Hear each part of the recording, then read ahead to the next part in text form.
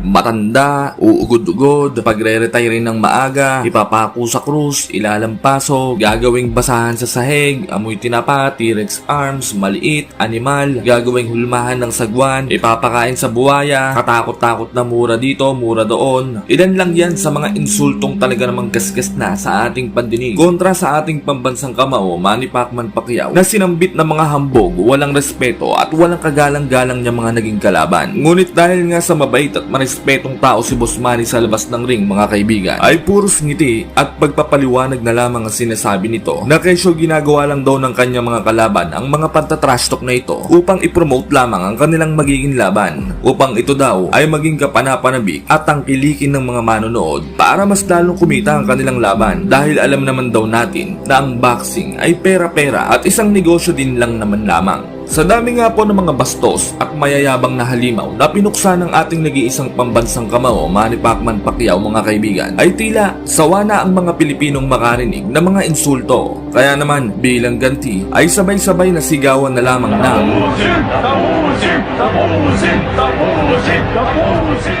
ang kanilang iginaganti sa mismong mga laban.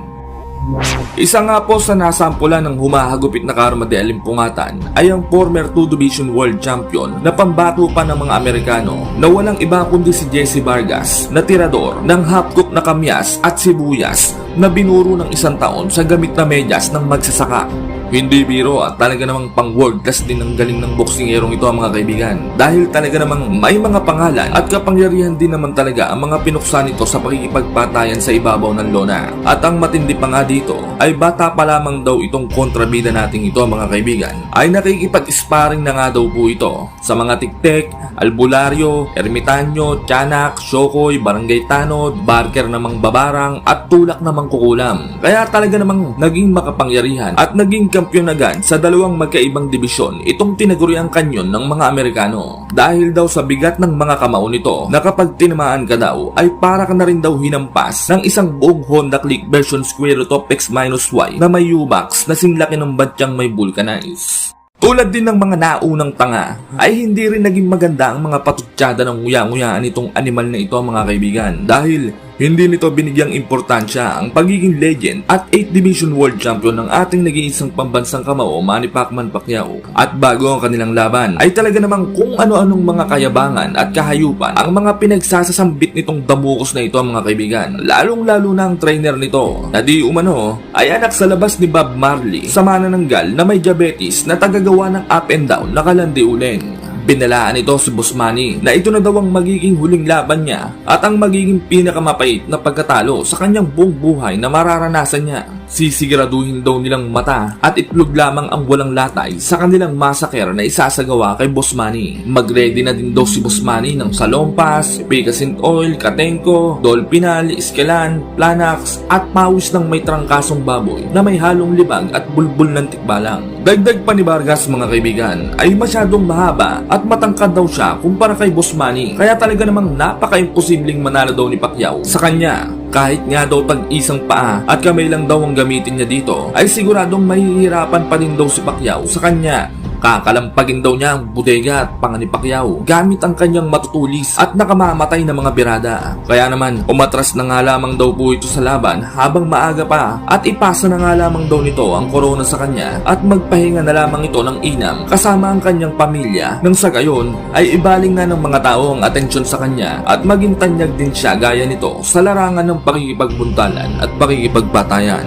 Ngunit sa kabila nga po ng mga kaanima-animalang pinamalas ng maangas na boksingerong ito, mga kaibigan, ay expected na rin naman talaga ng mga tao na isang matamis na ngiti lang din naman ang isasagot ng nag-iisa nating pambansang kamao, Manny Pacman Pacquiao, dito na mahiya mong ngiti ng isang mambabarang na may masamang balak at bibiktimahin. At as usual, sinabi nito na ang kanyang kamao na nga lamang po ang siya magpapakilala, makikipag-usap sa pinakabrutal, barubal at walang hiyang pamamaraan sa tampalasang kalaban.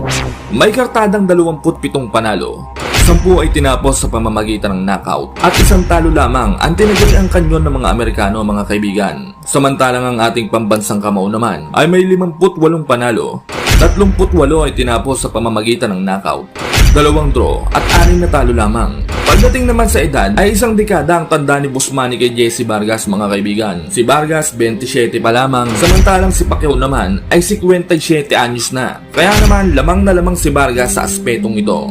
Pagdating naman sa tangkad ay lamang pa rin ng 5 pulgada ang tinaguriang kanyon ng mga Amerikano. Si Boss Manny ay 5'5 lamang, samantalang si Vargas naman ay 5'10 naman. Ginanap ang kanilang laban sa Las Vegas, Nevada, USA noong ika-16 ng Nobyembre taong 2016 at as usual, sold out ang lahat ng mga tiket. Meron pa ngang nagpatayan sa labas ng Araneta Coliseum dahil nagkaubusan na nga daw ng tiket at gustong gusto talagang makapanood ng iba. Kaya yung iba gumamit na ng dahas ng hold up na ng tiket. Iba talaga pag si Boss Manny ang lalaban mga kaibigan. Ang lakas ng karisma, grabe. Napakadaming tao. Parang last concert ni Bob Marley Grabe, napakadaming pailaw din. Ang lakas pa daw ng aircon Magkano kaya kuryente niya?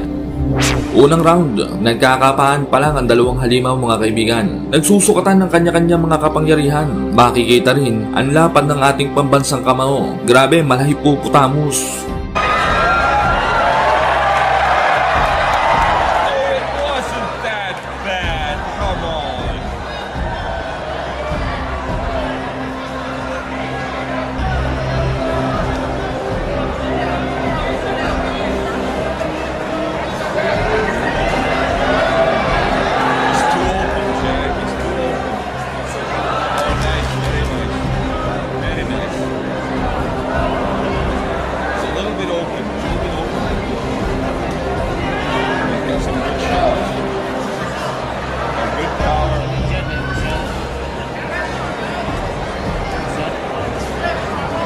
Round 2, grabe ang bilis pa din ni Boss Manny mga kaibigan. Parang hindi 57 Parang 17 anyos lang na nakarobus na may halong Robitussin, Lagundi Plemex at Extra Diyos ng umaga, tanghalian, hapunan ng dating Samantala, bago matapos ang huling segundo, ay kahindik-hindik na suntok ang tumama kay Vargas na mahiya mo hinampas ng didosing poste na may mga pakong bakya. Tinamaan ito ng isang left straight counter punch ang uyang-uyaan dahilan upang ito'y bumagsak at bilangan ng third man in the ring.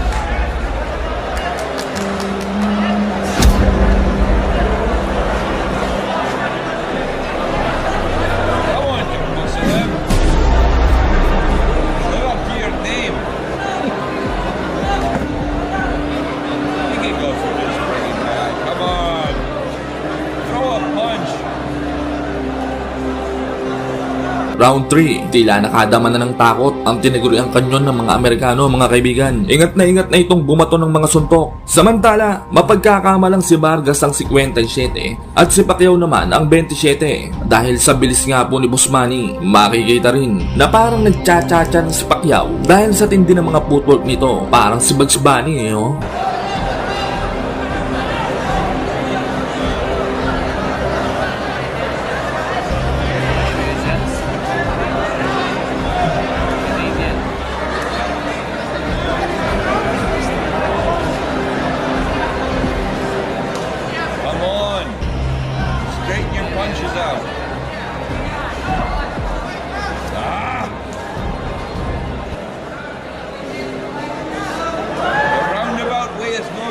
Punch straight.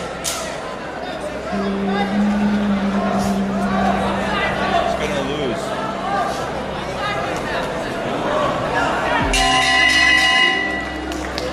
Round 4, walang yamo head movement ni Pacquiao. Mahiya mo kobrang palong-palo napakatineng. Samantalang si Vargas naman ay tamang abang lang ng counter na mahiya mo hold upper si Ermita na may schedule pa ang pang-hold up.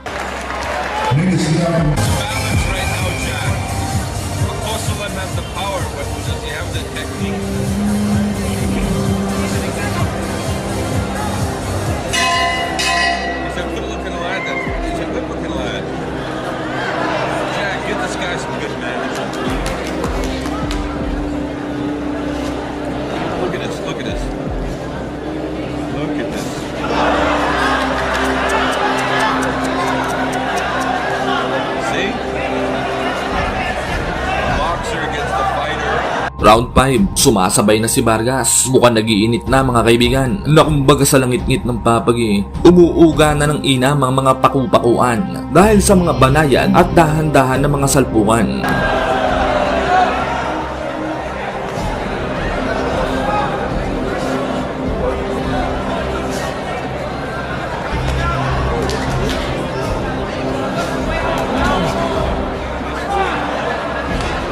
That's it. You got the power. Come on.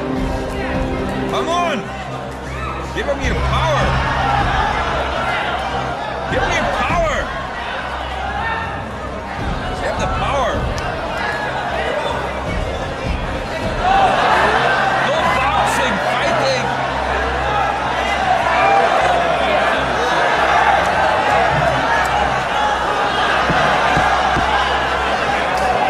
Round 6, bago-bago pa lamang pinagpapawisan si Busmani mga kaibigan. Nang ibig sabihin ay mag-uumpisa pa lamang ang tunay na laban. Samantala, grabe talaga kung bumuka ka itong si Vargas. Parang pala kang magpapa-crossbreed lang sa tambay ng biglara na bayawak eh oh. This is frustrating to me. Frustrating. The best man is not going to win this fight. Come on, hit him!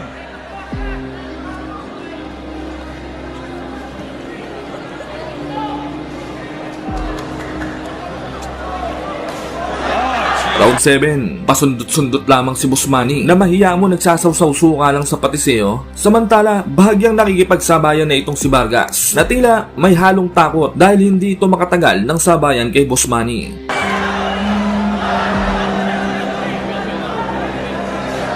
He's taking too many punches for the good punches he's getting out. He needs a better trainer. He needs to switch trainers.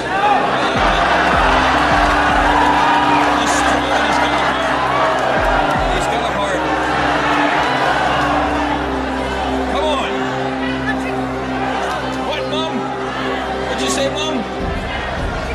Round 8, ang tagal ng tagapukpok ng kampana, grabe. Umihi pa daw eh. Alay na si Boss Payless eh oh. Anyway, nagiinit na ang dalawang boksingero mga kaibigan at nagkakasabayan na ito. Samantala, sa round din na ito ay tatagas na ang dugo sa nguya-nguyaan ni Jesse Vargas. Bigyan ng napkin at agwa aksyonada yan.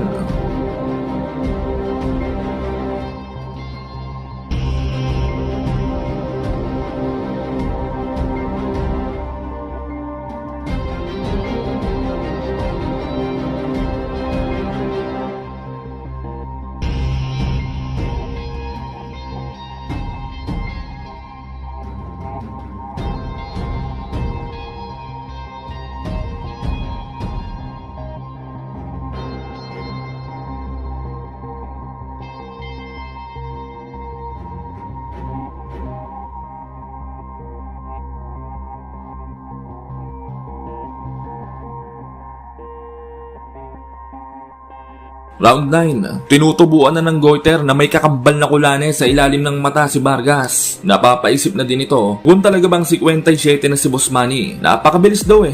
Gusto pa atang ipabuklat ang birth certificate ni Busmani sa munisipyo ng Sarangani eh. Nakonyatan tuloy siya ng coach niya at sinabing, tanga, wala ng birth certificate ngayon, PSA na.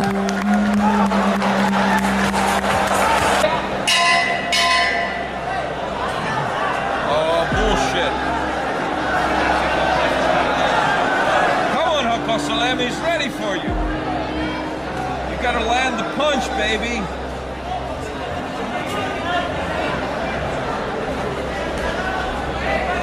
See, we got a classic boxer against a guy that can throw from any angle. All he gotta do is hit that one good punch and he's got him.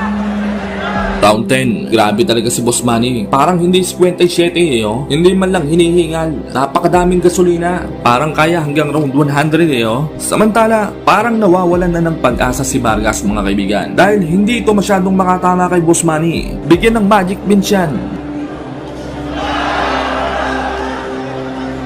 He looks good. Boy, he looks much better than before.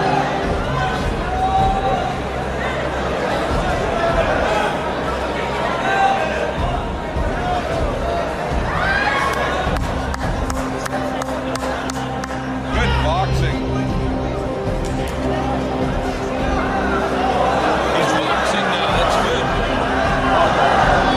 Round 11, hindi pa rin nawawalan ng pag-asa si Vargas mga kaibigan. Tining na tining pa rin ito, maski na iisang round pa lamang ang naipapanalo niya. Samantala, nagtatawa na naman ang mga komentator dahil di umano ay panalo na daw si Vargas kung ang laban ay padamihan ng suntok sa hangin. Bago matapos ang huling minuto ng laban, ay muling bumagsak na naman si Vargas matapos itong tamaan ang right hook ni Manny. Ngunit ayon kay Payless, ay nadulas nga lamang daw po ito si Vargas sa balat ng kamatis.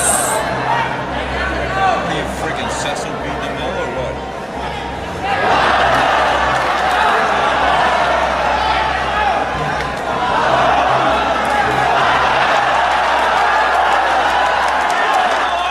Come on! Get him! You're tougher than he is. You're meaner. You're bigger. You're badder.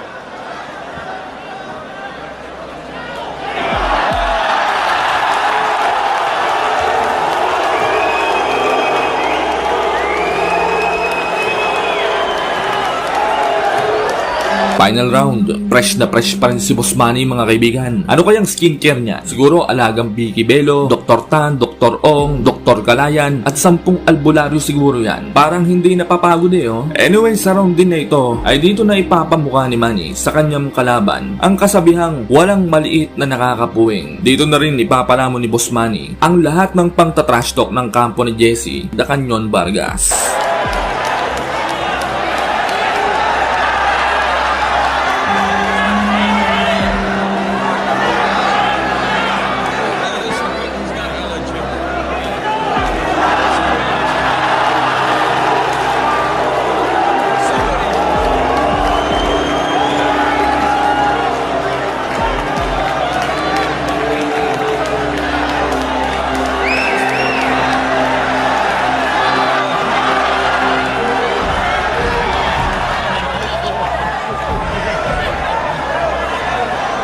He's got allergy. Lahat na ata ng pambabastos at pangalipusta ng mga dayuhang tampalasan ay naranasan na ng ating nag-iisang pambansang kamao, Manny Pacman Pacquiao, sa pakikipaglaban mga kaibigan. Ngunit isang matamis na ngiti nga lamang po na walang halong kaangasan at kayabangan ang ganti nito palagi na naglalayong sabihin ang mga kamao na lamang niya ang siyang magsasalita para sa kanya. Kaya ang ending ay puros basag-basag, bukol-bukol at mahiya mo galing ng banggaan ng mga kariton na ang takbo ay 120 ang inabot ng mga pagmumuka ng kanyang mga mayayabang na kalaban. Kaya naman, napakaraming halimaw ang talaga namang nangagsisi at mga nangagpenitensya dahil sa mga nagawa nilang pambabastos sa ating nag-iisang pambansang kamao, Manny Pacman Pacquiao. Isa na nga po sa listahan ng mga mayayabang na winasak ni Manny Pacman Pacquiao mga kaibigan ay ang nag-iisang alaga noon ni Mayweather na si Adrian Docolocoy Broner na di umano ay tirador ng adobong garapata. Napakawalang yan ito mga kaibigan dahil sinabihan nitong uugod-ugod na daw si Manny at talaga namang may osteoporosis at rayuma na daw ang mga buto-buto. Kaya isang madaling laban lang daw ito para sa kanya kung susumahin. Pagre-retire na daw niya ng sahabilitan ng 40 anyos na Manny Pacman Pacquiao at palili pa rin ang ulo sa pamamagitan ng kanyang lumalagablab na kamao pabalik ng Pilipinas. May pagsayaw pa ito na mahiyamo bulating binuhusan ng ginisa mix at nor cubes. Tapos nagpapasuklay pa sa laban. Para namang brokoling binlakining shampoo ang buhok. Sinabi rin ni Adrian Docolocoy Broner na wala daw siyang pakialam kahit 8 Division World Champion ang ating nag-iisang pambansang kamao mga kaibigan. Hindi raw ang style ni Manny ang makakapagpataw at makakatalo sa kanya. At sisiguraduhin daw niyang uuwi si Manny ng luhaan sa Senado nang wala ng dalang belt at gulpi sarado. Dagdag pa nito ay ito na daw ang magiging huling laban ni Manny sa ibabaw ng lona dahil sisiguraduhin daw niyang knockout ang aabutin sa kanya ni Pacquiao. Sinabi pa nga nito na napakaswerte daw ni Manny dahil nakaharap niya ang isang tunay na dekalidad na boksingerong kagaya niya. Ngunit sa kabila nga po ng pangtatrash talk na lumabas ang nguya-nguyaan ng hambog at bastos na itong si Adrian Docolocoy Broner ay sinagot lamang ito ni Pacquiao ng isang matamis na ngiti at sinabing wala naman daw siyang personal na galit kay Broner at naiintindihan niya naman daw ito dahil nagpo-promote lamang daw ito ng kanilang magiging laban at kung gusto daw niya makipagkaibigan sa kanya sa labas ng ring pagkatapos ng laban ay wala naman daw itong kaproblema at naway mag-enjoy daw ang mga boxing fans sa kanilang magiging laban. Ngunit pagdating nga po sa mismong laban mga kaibigan, ang maangas at lakas-lakasang nasa prime pa na si Adrian Docolocoy Broner ay nilamon lamang ng buong buo ni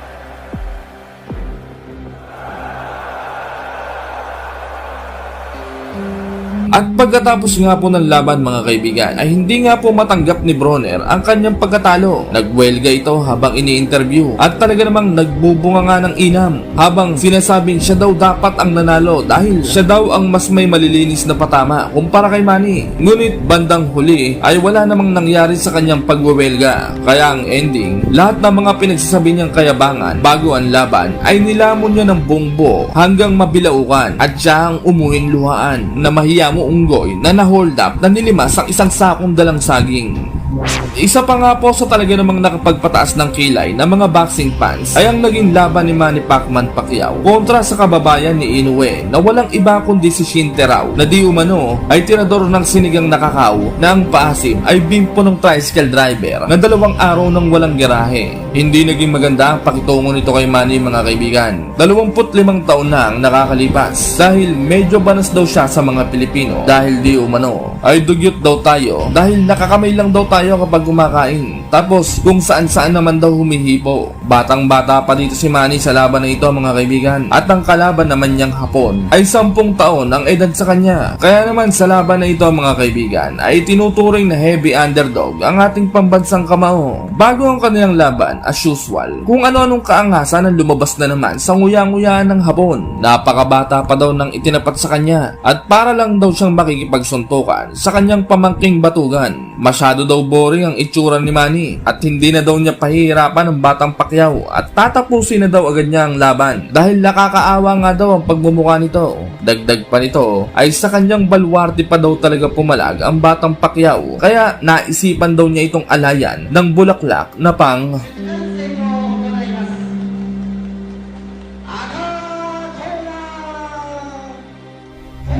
At dumating na nga po ang laban. Grabe, punong-puno ang araneta. Tapos nakadilaw ang kanilang pambato. Tinerno pa sa medyas at ngipin. Ngunit sa mismo nga pong laban mga kaibigan ay as usual, kabaligtaran na naman ang nangyari. Binakbak agad ni Manny ang mukha ng Hapon na talaga namang parang nakarobos na kabayo.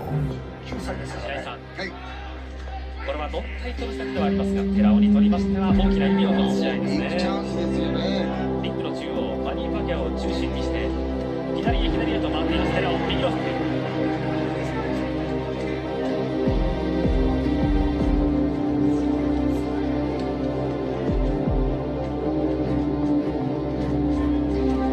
本来はどんどんと出ていくファイターという寺尾慎ですが、今日はなるべく足を使って強調される。遅いですよね。そうだけど、パッキャって足が結構太いんですよね。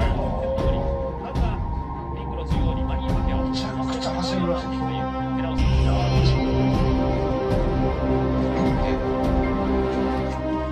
いきなり左をついていきました。サウスポースタイルのマニー・パキャオ。具志堅さん、ここまでご覧いただきまして、マニー・パキャオの動きですがいかがでしょうか。体でやるかいですからね。寺尾さんです。パッキャオと唯一対戦経験がある日本人と。大丈夫、いきなり動きが止まったりになりました。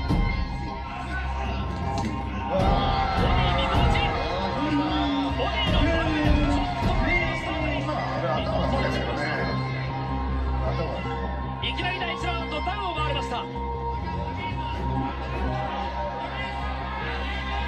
寺尾さんに話聞いたことあるんですけど、とにかく手数がよく出るんで、千手観音みたいだって言ってましたね。すごいですね。なんか足に来てますね。痙攣を起こしてるんじゃないかな。もしかしたらですね。大きく深呼吸をしました。レフェリーの阿部和夫が寺尾の目をじっと見ています。一気に逆にマニア。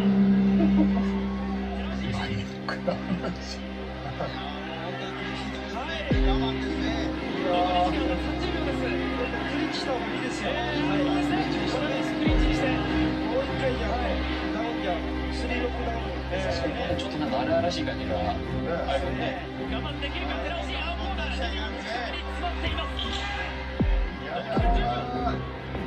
こんだけすごいですね、高橋さん。第一ラウンド走りきています。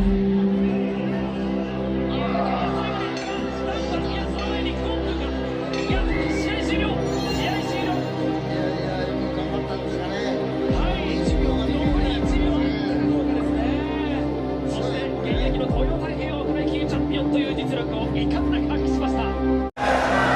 Isa pa nga po sa talaga namang nagpatagas ng langis ng mga may high blood na Pilipino at nagpagaling sa mga anemic na Pinoy ang no inakasagupa ni Boss Manny sa ibabaw ng lona na talaga namang pagkasarap-sarap gawing hasaan ng lagaring marmol, ikutan ng alambreng tabingi at gawing hulmahan ng kalandiuling na di aircon ang nguya-nguyaan dahil sa walang karespe-respeto lang naman itong ambisyosong boksingero na ito mga kaibigan na pinaggagawa kay Boss Manny bago ang kanilang laban. Dahil sa mga hindi nga lamang po nakakaalam mga kaibigan ay undefeated at talaga namang walang talo ang halimaw na makakalaban ni Boss Manny na ito mga kaibigan. Kaya naman sobrang tapang, taas ng tingin sa sarili at kumbaga sa Arinole nag-uumapaw ang kumpiyansa nito sa kanyang sarili. Natatalunin at maaagaw niya ang IBF Super Middleweight Belt na hawak ng ating nag-iisang pambansang kamao Manny Pacquiao. Kung ano-anong kahayupan ang pinagsasasabi nitong kampalasang ito sa ating bidang mananabas mga kaibigan dahil di umano ay babasagin daw nito ang papausbong na ligasi ang pinapatubo ni Boss Manny na kumbaga sa bulbuli, papatubo pa lamang susunugin at ipanggagatong na daw agad sa kalandiuling. Hindi na daw nito bibigyan ng isang pagkakataon si Boss Manny upang makatae ay makaatake. Sisiguraduhin daw niyang uuwing luhaan, sugatan at wala ng pagkakakilanlan ang mukha nito dahil sa sobrang bugbog na sasapitin ito sa kanya. Ihanda na daw nito ang insurance niya sa ospital, calamity loan sa pag-ibig, sickness with leave sa SSS at tagalakad sa PhilHealth at DSWD.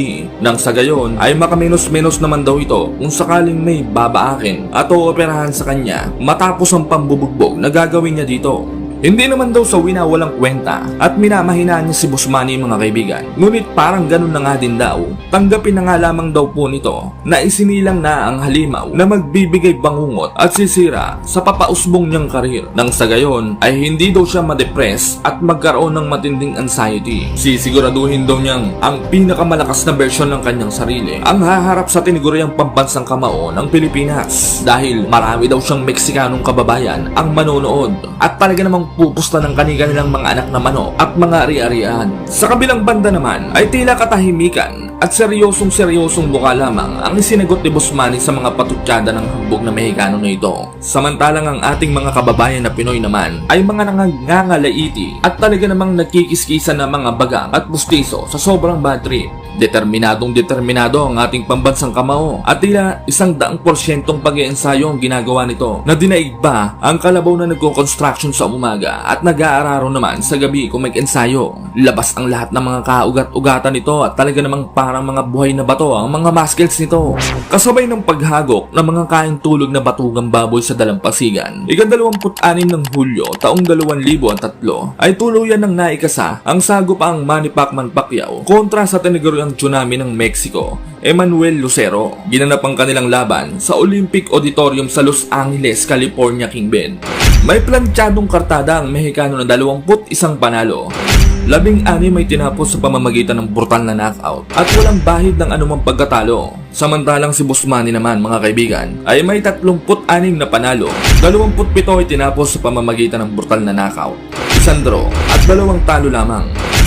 Sa mismong laban, napakadaming Mexicano, grabe. Samantalang si Lucero naman ay nakakabuwisit ang nguya-nguya kung pagmamasdang maigi. Grabe, pababul-babulgam pa talaga parang tatambay lang naman sa bilyaran. Napakayabang pa ng postura ng mukha Ginawa pang skincare ang petroleum jelly na may Vicks Vapora para daw magka-glass skin siya. Samantala, ang repre sa laban ay talaga namang nagpakyut pa. Ang kinis, grabe. Sarap sigurong kuskusan ng paa ng ulo niya, no? Kumbaga parang kulambo, lalo na yung papatubo pa lamang. Malakas din siguro sa lotion, sabon, bulak at maxipil yan Ay paano ba naman ang hilamos niyan hanggang bunbunan Ang kintabi Balik naman tayo kay Lucero. Nang lilisik ang mga mata palong-palo Samantala, si Boss Manny naman ay biglang tumawa lamang na talaga namang parang nakakaloko. Ang ganda rin ng hairstyle ni Boss Manny dito mga kaibigan. Talaga namang hating-hati.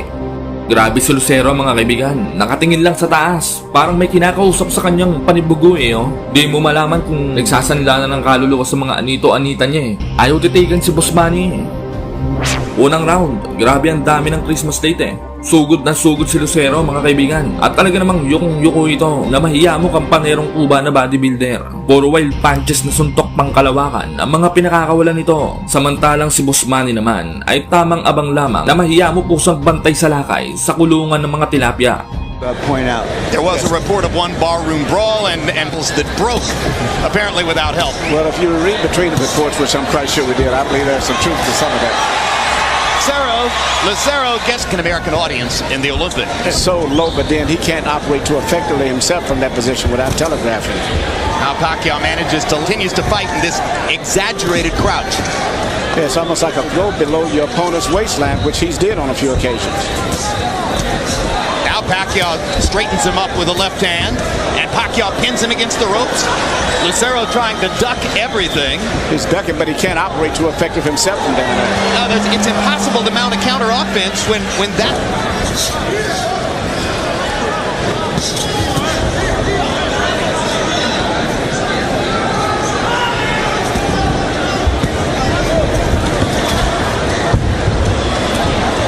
Pacquiao managing to do most of the damage here in an odd and awkward first round.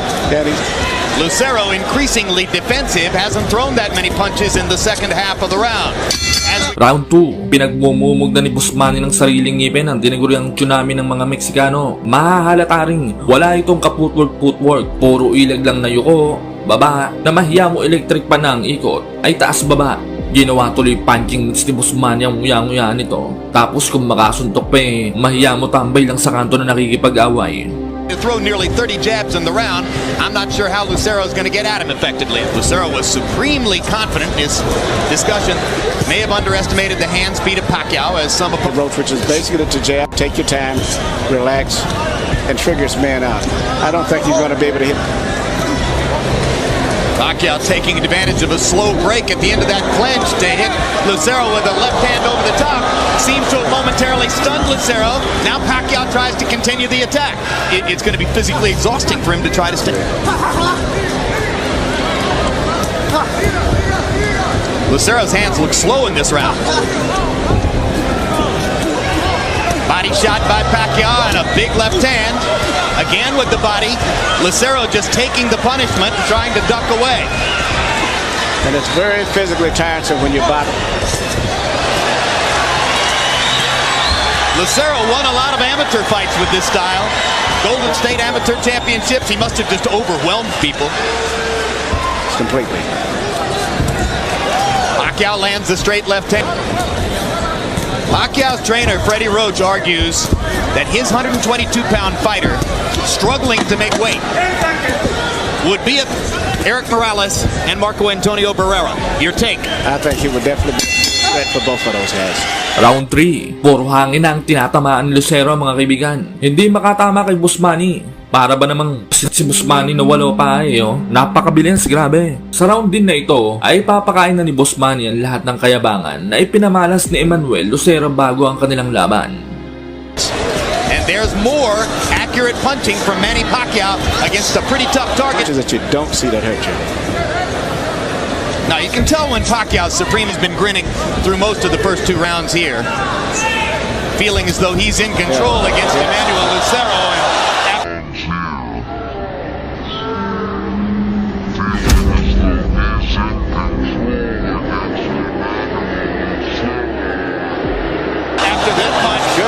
He is totally in control, and the referee instantly stops the fight.